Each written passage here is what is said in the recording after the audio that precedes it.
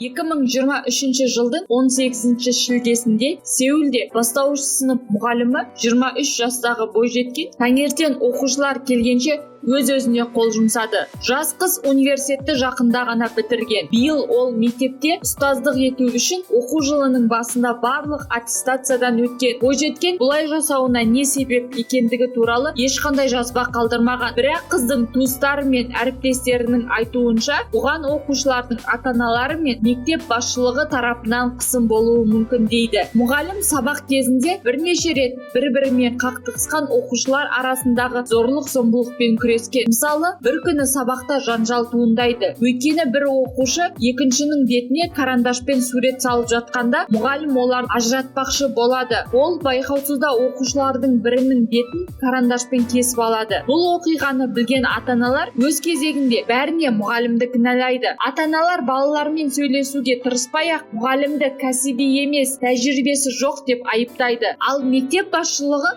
бұл мұғалімге қолдау көрсетіп көмектеспейді. Керісінше, бұл кикілжіңді тыныш, жанжалсыз жаба салуға тырысады.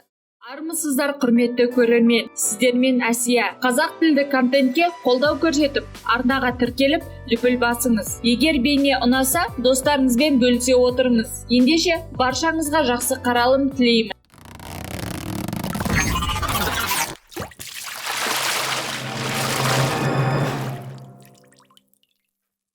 Жас мұғалім жұмыс үстінде өз-өзіне қол жұмсады. Сондықтан бұл іс кеңінен танымал болып, полиция тыңғылықты тергеуді бастады. Оқушылардың ата-аналары бөлімге отбасындағы және жеке өміріндегі қиындықтар себеп болғанын айтты. Бірақ мұғалімнің достары мен туыстары мұның бәрін жоққа шығарды. Марқұм мұғалімнің ағасы әлеуметтік желілерде әпкесінің жеке өмірінде ешқандай отбасылық проблемалары болмағанын, сондықтан полиция оқушылардың ата-аналарынан мұқият жауап алуы керектігі туралы ұзақ жазба жазды. Бұл оқиға Корей қоғамын таңғалдырды. Көптеген мұғалімдер оқушылардың ата-аналарының қысымы мен мектеп басшылығының қолдауының жоқтығы туралы осы оқиғалармен ұқсас оқиғаларды бөлісе бастады. Мысалы, аналардың бірі мұғалімнен баласының түскі ас кезінде көкөніс жейтініне көз жеткізуін сұрады. Өйткені үйде ол да көкөністі нашар жейді. Көптеген адамдар мұндай жағдайларды қолдау ретінде жариялай бастады. Ал мұндай суреттерге ата-аналар тарапынан да жауаптар болды. Мысалы, бастауыш сынып мұғалімдерінің бірі әлеуметтік желідегі парақшасында жариялаған жазбаға ата-аналардың бірінен хабарлама келді. Онда: "Сәлеметсіз бе апай, таңертең жазғаным үшін кешіріңіз. Менің ойымша, сіз әлеуметтік желілерде жариялаған фото суретіңіз менің балама және басқа оқушыларға кері әсер етуі мүмкін. Жалпы алғанда, сіздің әрбір әрекетіңіз оқытушыларыңызға үлкен әсер етуі мүмкін екенін білесіз. Сізде сенімді фактілер жоқ. Балаларға әсері тимес бұрын бұл жазбаны алып тастасаңыз", деп айтады. Қазірде Кореяда мұғалімдердің аса қатты беделі жоқ секілді. Оқушылармен түсінбеушілік қақтығыс болған жағдайда ұстаздың қорғанатын күші де жоқ. Яғни бұндай жағдайларда мұғалім кінәлі дейді. Ата-анасы басынады. Басшылықтың да қолдауы болмайды. Жақында бастауыш сынып оқушысы мұғалімін ұрып соғып, қазір мұғалім гипсте жүрген жағдайларда бар. Тағы бір оқиғаға тоқтала кетсек, қайшы ұстаған оқушы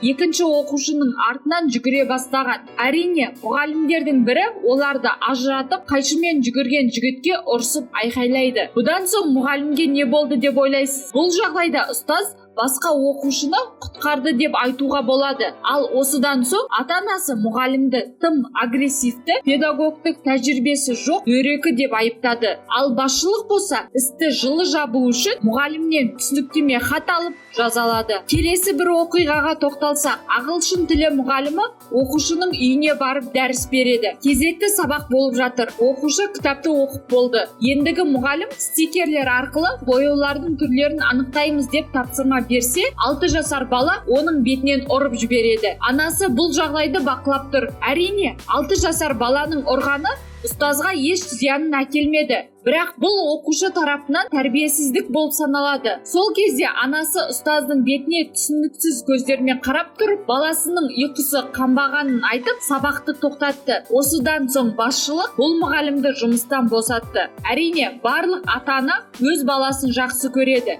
Ең әдемі болсын, бәрін керемет білсін дейді. Бірақ кім асыра баласын қорғаса, осы жағдай секілді баласы тәрбиесіз, дөрекі болады емес пе? Оңтүстік Кореяда соңғы 5,5 жылда 100 мектеп мұғалімі өз-өзіне қол жұмсады деген қайғылы статистика бар. Ал біздің елде қалай? Мұғалімнің беделі бар, ұстаз деп ата-ана да, басшылық та, қоғамда құрметтейді. Балаларды болашаққа тәрбиелейтін осы мұғалімдер емес пе?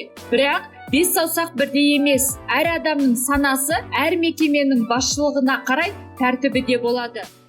Бұл 2023 жылдың ең сұмдық оқиғасы деп білемін. Мектеп, бала, мұғалім жайлы тақырып бәрімізге өзекті.